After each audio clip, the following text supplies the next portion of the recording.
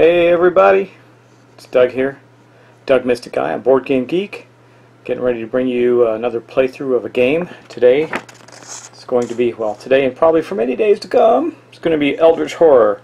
And we will be using the Forgotten Lore expansion mixed in here. And if you've read anything about the Forgotten Lore expansion, what it really does is flesh out the game to what it should have been probably when it was released at retail, but that's okay because it does do that, and it gives you a number of more options, one of which is another great old one to encounter. Basically, so what we're going to do today is I'm going to start a 4-player session. I'm not going to go over rules. You can go look at my other video, you can go look at many videos to go over rules, because what I want to do is dive into gameplay. But I am going to cover a couple of things very quickly, and that is who we'll be fighting against and who our investigators are. And you're probably getting a clue because you see some of them on the board. I decided to do something. So when I did my playthrough of blanking out on Agents of Smersh. There we go. When I did my playthrough of Agents of Smersh, I did this kind of Charlie's Angels type theme where I had these 3 femme fatales going out into the world. Well, I decided to brutalize myself with Eldritch Horror because I never learned my lessons from the first time around when I had 3 players, and decided to play with 4. Now, why did I do that? Well, because one of the characters' name is Charlie Kane. So I have Charlie Kane and his 3 lovely angels, and I'm going to go over them and their starting assets and their powers before we start playing. In addition, I do want to go over the old one that we will be facing because I am using the Forgotten Lore expansion. I thought that we would go after the big baddie from that expansion, which is Yig. Yig, the Serpent God, the father of serpents. Now, as you can see, he's pretty nasty. His Doom track starts at 10. He does have, these are special cultists. He's got some special powers. We'll go over them in play. I'm not going to spend a lot of time going over them now. But Yig, I'll just read his little blurb. Many know that Yig's punishment for those who harm his progeny is a terrible curse. Few know that long ago the serpent people betrayed Yig and suffered his wrath. Now the survivors return, eager to conquer for their true master. So they're trying to come back and conquer the world for the sake of Yig. And like all games of Eldritch Horror, we're going to have to solve 3 mysteries of Yig. So I'll go over that too. But first, let's talk about our investigators. First up is Charlie himself, Charlie Kane, the politician. You can see he's got 4 health and 8 sanity. He's got some pretty good stats. His main stat is influence. He also has a personal assistant, which gives him +1 on influence checks. So, and you can re-roll 1 die. So he is the guy that gets stuff. And as an action, an investigator of your choice can immediately perform 1 additional action, or it says when you perform the acquire assets action, you may allow another investigator to gain any cards you purchase. And they don't have to be in the same space. So he usually hangs out in a certain area and does this thing, kind of like Charlie would in Charlie's Angels.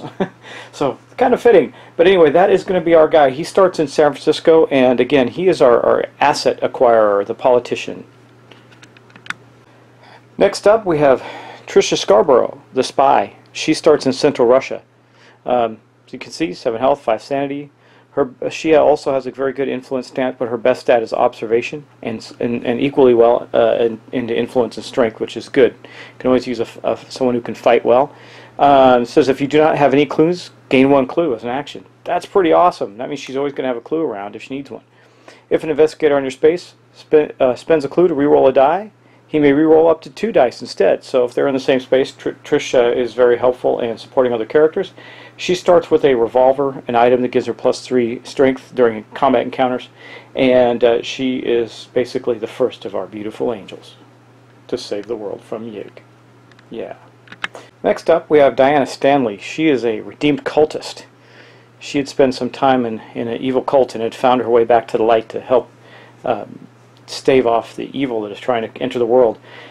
As you can see, she's pretty healthy too. She's got 7 health and 5 sanity. Her best stat is lore, followed by observation and strength, so she's another good one for fighting and observing. She starts with 2 things: an arcane manuscript, which gains her +1 knowledge when resolving spell effects, and the Wither incantation. The Wither incantation says when resolving a combat encounter, you may test the lore if you pass, gain +3 during the encounter, then flip this card. So she's a good spellcaster. She's going to be the one that's probably going to be gathering as many spells as we can, and we'll send Charlie to gather things from the appropriate areas when possible. Actually, he's just going to probably go from the reserve and the asset deck quite a bit. But anyway, that is Diana Stanley. Okay, lastly, got Lily Chen. She's a martial artist, and the bane of my last playthrough. She caused me a lot of grief because something happened that went awry. It really wasn't the character's issue, it was my issue. But anyway, she is good at strength and will. She's a fighter, and she's got fairly average scores, otherwise no ones, which is nice.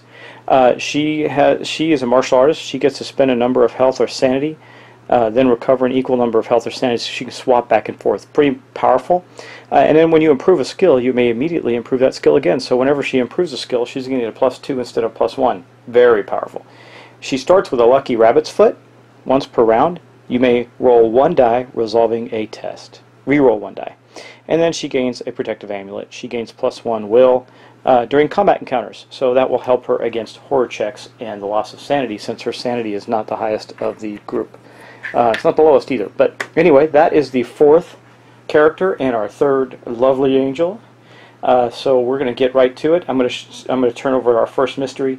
I'll probably show you the asset deck as well, just to show you what's in there, or I may do that on Charlie's first turn, since he's going to be the first character to go. So let's get started. Okay, this is our first mystery, guys. It says, The Rise of the Serpent People, and I drew this randomly out of the stack that we have for Yig. It says, long thought dead, some serpent people are returning from centuries of dormancy. Although few in number, they are masters of combining science and magic. When this card enters play, place a number of Eldritch tokens equal to half the investigators. When this card enters play, place a number of Eldritch tokens equal to half investigators each on a random space. Okay. As an encounter, an investigator on a space containing an Eldritch token may attempt to discover the meaning behind the strange events. Okay, so it's a observation -1 test. If he passes, he may spend 2 clues, place the Eldritch token on this card. If he fails, a cultist monster ambushes him. At the end of the Mythos phase, if there are Eldritch tokens on this card equal to half the investigators, solve the mystery. So I'll place those Eldritch tokens out, and we will get started. That is a good first one to get. It's not too difficult. It does require quite a bit of clues, though. So let's start our first turn. Okay, we've placed our Eldritch tokens. One is on space 17, right south of the Himalayas and near Lily Chen, and the other one is in Buenos Aires, very close to our lovely, what's her name, Diana Stanley, the cultist. So we're going to start. The first character that I have with the start player marker, or who is the lead investigator, is going to be Charlie Kane. Okay, so first up, Charlie Kane gets. We're heading into our action phase. Keep in mind that there are basically 3 major phases to the game. That is our action phase, where each investigator gets to take 2 actions. Those 2 actions are rest. They can trade if they're in the same space. They can prepare to travel, or they can acquire assets. Also there's component actions of things on your cards, etc., or character abilities, which we are going to perform. So with Charlie here, what you're going to see is that he is, like I said, he's going to be our asset collector. He's going to acquire lots and lots of stuff. So we're going to have the dice roller out as well, and he is in San Francisco, so I'm not going to go to his token because he's not going to move this turn. He is simply going to check for assets. So how do we do that? Well, we're going to roll a number of dice equal to his influence, which is 4, and don't forget his ally, which is his ally gains him 1 influence check, and he gets to make a reroll on a die as well from his personal assistant that works for him. So he's going to take his first action, which is to perform an acquire assets action. And remember, he can give those assets away for nothing. He doesn't need to take an action to do that. So now you can only take 1 action per turn. So for his first action, I think for his first action, what we're going to do is, since he's in the United States, he's going to take a train or boat. Let's see. No, he'll do a train just in case. He's going to take a train travel ticket. You can have 1 of each, and it helps you to travel farther. So that's going to be his first action. And then his second action is going to be to acquire assets. So let's go to the dice roller. We're going to roll a total of 5 dice. And remember, 5 or 6 is typically a success unless a card dictates or something dictates otherwise. You know, I've always thought that I should get a set of Arkham Horror / now Eldritch Horror dice, but I just never do it. So I got the 4 black dice from the game, plus I picked 1 extra. I may need a couple extra. I have some bags, like pounds of dice bags and things like that. Anyway, we're going to roll for our asset. We're going to try and gather assets right now with Charlie Kane. So let's roll our dice. And what did we get? Well, only 1 success. But we do get to make a reroll. So we're going to take one of these ones and a 4. So actually we only succeeded 1 time. There's actually a number of 1s on the asset chart. So let's go take a look. Not the way we really wanted to start with our guy here, but it's okay because there is enough stuff out here. You know, he could gain so what do we have here? We have the Bullwhip, which costs 1 influence. It gains +1 combat during a combat encounter, and you may reroll 1 die when resolving a combat or strength test during a combat encounter. Or you have the Research Assistant. You roll 1 die on a 5 or 6, gain 1 clue. On a 1, discard the nearest clue on the game board. So he kind of has that's pretty random. The Holy Cross we can't buy, but it gives you 2 will during combat. The Delivery Service just says when you gain this card, immediately give any number of item possessions to another investigator, then discard this card. So it's useless to us right now. Sorry guys, I had to sneeze. Man, we are so close to the end of my allergy season, I can't wait for that. But anyway, I think the best card for him to take right now, yeah, well, he could take the Bullwhip and then give that over to either Lily Chen or Diana Stanley, or heck, you know, we got 3 people that are capable of fighting. Probably, maybe even Trish Scarborough, the spy, because she has a combat of 3, but she's got the 45 revolvers as well. We might do that. Let's take the whip. Boom, and spend his 1 asset. Now, just conversely, to let you know if you haven't played this game before, I can take a bank loan. That gives me a bank loan, a debt condition. And a debt condition can be really bad. And conditions in general are bad. And there's certain times when you roll to see what happens with a debt condition. So we're not going to pull a debt condition right now because we don't need to, and the only thing worth getting would be the Holy Cross, and we might be able to get that next turn. So we're going to replace this card as well, but we're going to buy the whip. And he's going to give that away immediately because he's certainly not going to use it. We also get a 0.18 Derringer. This is a trinket. That means it doesn't count toward your item load. It says you may add 1 to the result of 1 die when you're resolving a combat test. That's pretty good. Okay, so we got the whip. We're going to give that to Trish Scarborough, so she has the 45 revolvers and the whip. Pretty cool. Okay, that's going to end our action phase for Charlie Kane. Now we're going to move on to Diana Stanley. Okay, so here we have Diana Stanley. She's actually really pretty tough. But, you know, here's the thing with her. She's got a couple of choices. She doesn't have any clues right now, and there's only 2 clues out on the board currently. One is in Shanghai, where we're obviously going to stay there and try and get that with Lily Chen, and the other one is somewhere else. I'm looking on the board for it. It's hiding. I thought it was in a good location as well. Oh, it's in Arkham. You know, she could go to Arkham and have a city encounter there and use both of her actions to move. So let me go to the map. She's got some choices. Let's see what those are. So we're going to scroll up here. Here she is right here. Now you can see that the expedition, which is really cool, is 1 away, but I don't know if she's ready for that. She could be. I mean, it may not hurt us to go there, and you can get an artifact, which are very powerful. She could spend 2 actions to get here, or she could spend an action to get down to Buenos Aires and pick that up and do something else. I don't know what that would be during her action phase. I'm very tempted to show you guys right off the bat what the expedition does. The expedition is pretty cool, and it is so close. I'm just tempted to do that. Why don't we do that? So for her first action, she is not in a, well, she is in a city space, and she's going to get 2 actions. So I think, let's look at her spells. I think they're both during combat. Let's just be sure.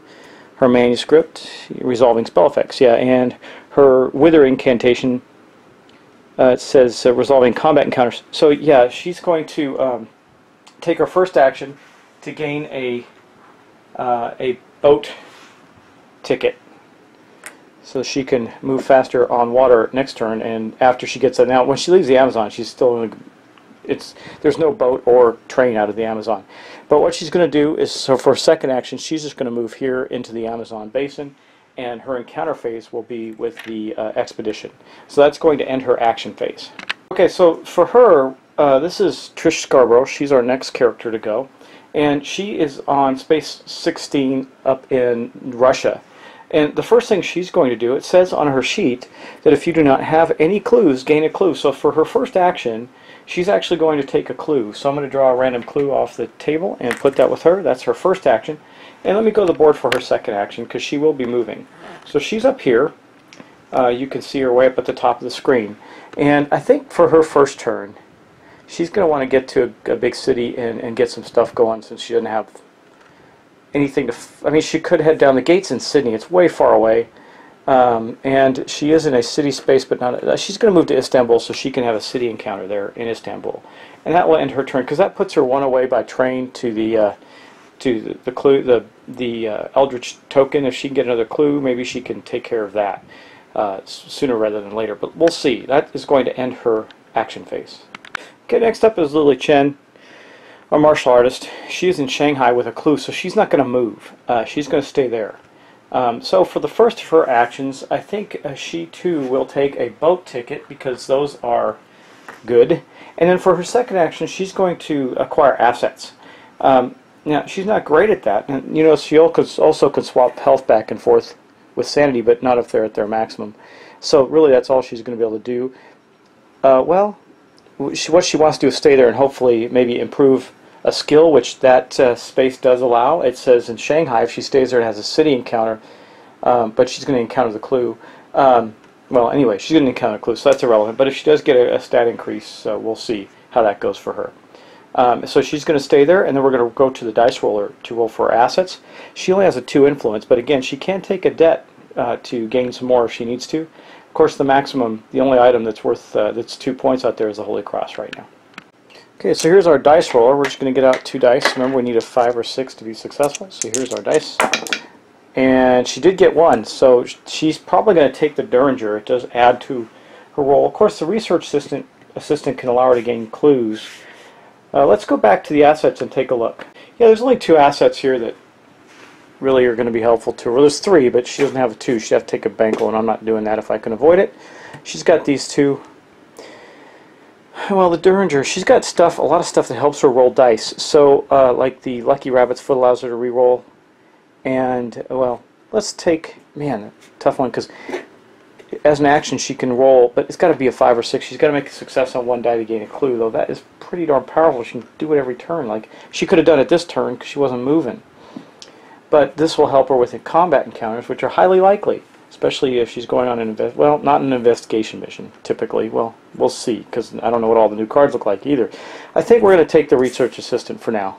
So she took that, and we put out the fishing net. So the fishing net as an item says it requires 2 influence, and you may re-roll 1 die when resolving strength tests during combat encounters. Reduce the damage of monsters you encounter by 1 to a minimum of 1. So it actually is a pretty good item. Anyway, that's going to end Lily Chen's actions. Now we're going to go on to the encounter phase. Okay, we're back with Charlie Kane. He's going to have an encounter in San Francisco. Now, typical encounters in San Francisco will improve your observation in many cases.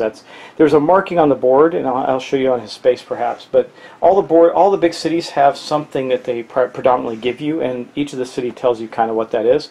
So what we do in this case is we draw a green encounter card from the green deck, which is right here, and we're going to do that. So let's see what good old Charlie, I don't know how well I shuffle him, so I'm just giving him a quick shuffle before I draw. Let's see what we get. So we are in San Francisco, which will be the middle one. Let me read this to you now. It says, you speak to a military prisoner on Alcatraz Island. He tells you his story of deserting after encountering a horrific creature. So we need to pass a will test. His is only 2, unfortunately. If you pass, he thanks you for believing him and blesses your name. Gain a bless condition. Wow, this is really helpful. If you fail, the story throws you into a hysterical fit. Wow, it must be a really bad story.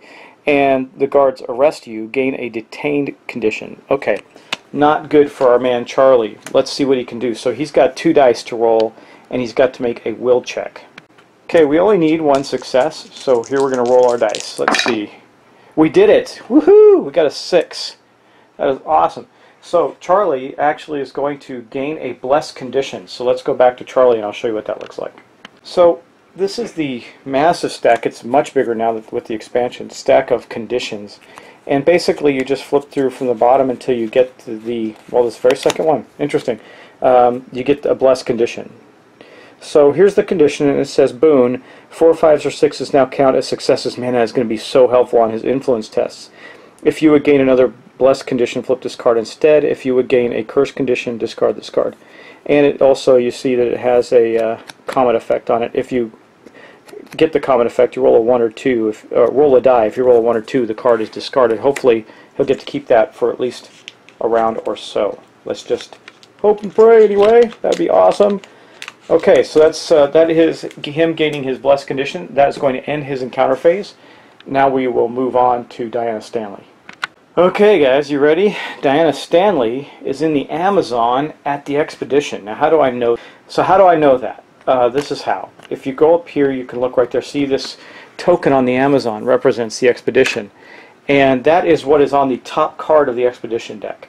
So every time you draw a card from the expedition deck, the expedition moves to the new location that's on top of the card. So let's go back to her and pull that card and see what it says. Hopefully it's nothing too terrible. So here is our shuffled deck, and you can see that it's got the symbol. This is the symbol for the Amazon. So we're going to draw this card off. Wow, looks like it's going to stay in the Amazon. And I did shuffle. I might shuffle these again just to make it a little more interesting. I don't want to stay in the Amazon necessarily, but here's what we got. So this is her expedition encounter in the Amazon.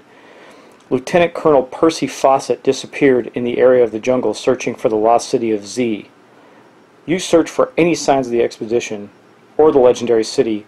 It is a observation test -1. Okay, well she does have an observation of 3, so it's going to be an observation test of 2. Let's go to the dice roller. Okay, let's roll our dice.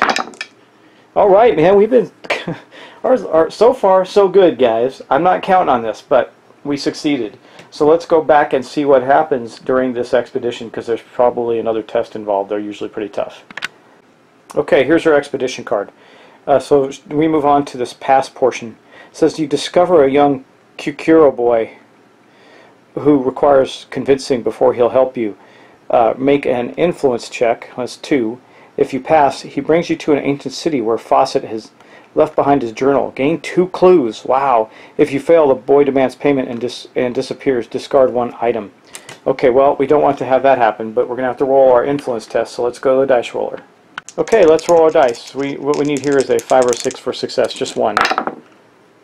And we did. We got a 5. That is awesome. So we gain, just so you see it again, it says his journal gained 2 clues. So we gained 2 clues on that expedition. That is pretty outstanding.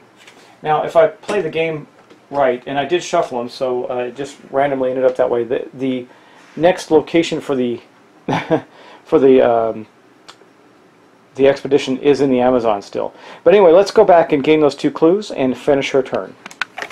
Okay, here we are. We're just going to take 2 random clues out of the pool and put them on our sheet.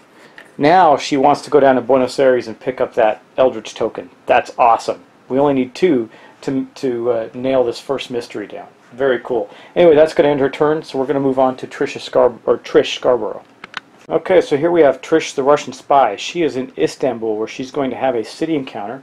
That comes off the orange or reddish-orange deck. So I'm going to draw that card, and we're going to see what happens to Trish. Okay, Istanbul, right here at the bottom. It says, you see a horrid apparition slowly ascending the stairs, and you have the immediate impulse to run away. Okay, we have to do a will test. That's only a 2 for her. If you pass, you discover that it wants only to take revenge on the murderous cultists for all of their victims. Improve your influence. If you fail, you are overcome by terror and get a madness condition. Okay, well, so we have to roll 2 dice again. Man, it's been all of our 2 stats, so we've been working with... No, 3. Wait, 3? No, will. It's 2. So it's 2 for her. That's the stat right here. So let's go to the dice roller. Okay, again, we need a 5 or a 6. Nothing that can really help her here. Let me see. She has her clue from her last action. It's really all she can do. She's not going to spend any clues to... We don't want to have to worry about re-rolling. Anyway, let's roll. Let's see what happens. A 6 and a 5. Wow, she got 2 of them. Okay, well, she passed. What does that mean? She gets to improve her influence. Man, that is awesome. So she's going to be an asset-getting machine. Okay, let's go back to her card. Okay, here's her +1 token, giving her an influence of +1. So she's got an influence of 4, equaling the master Charlie Kane. That is going to end her encounter phase, and so all we have left after that is our Lily Chen, who's going to encounter the clue in the space, the clue to Yig. Okay, guys, here's Lily Chen again. She is in Shanghai, where she is going to encounter a clue.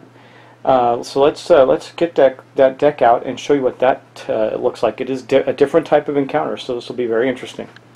Okay, so here is the clue encounter deck for Yig. You can see it's pretty big. I noticed that they expanded all of the old ones' decks a little bit to give you more variety.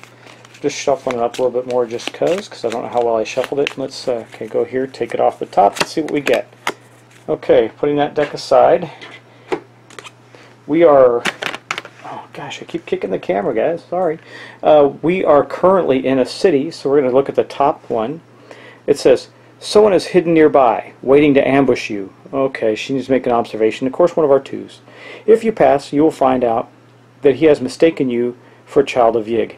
How he would do that, I don't know, since I don't look like a snake person. Gain this clue. If you fail, you are brutally attacked with an axe, lose 2 health, and gain a leg injury condition. Okay, well, we've been lucky so far, and she is, if anybody's going to be lucky, it's going to be her. She gains +1 from her, or she can re-roll with her rabbit's foot. So let's see if she can pull it off. She's going to need to make an observation roll, which is currently a 2. Let's go to the dice roller. Okay, well, we've been lucky so far, guys. Let's see what we can get here. We need to again re-roll a 5 or a 6, and she does get a re-roll. But we didn't need it. She gained, it's a 3 and a 6, so she did succeed. So far we've succeeded at every one. So she does pick up that clue, which basically we just simply take the token off.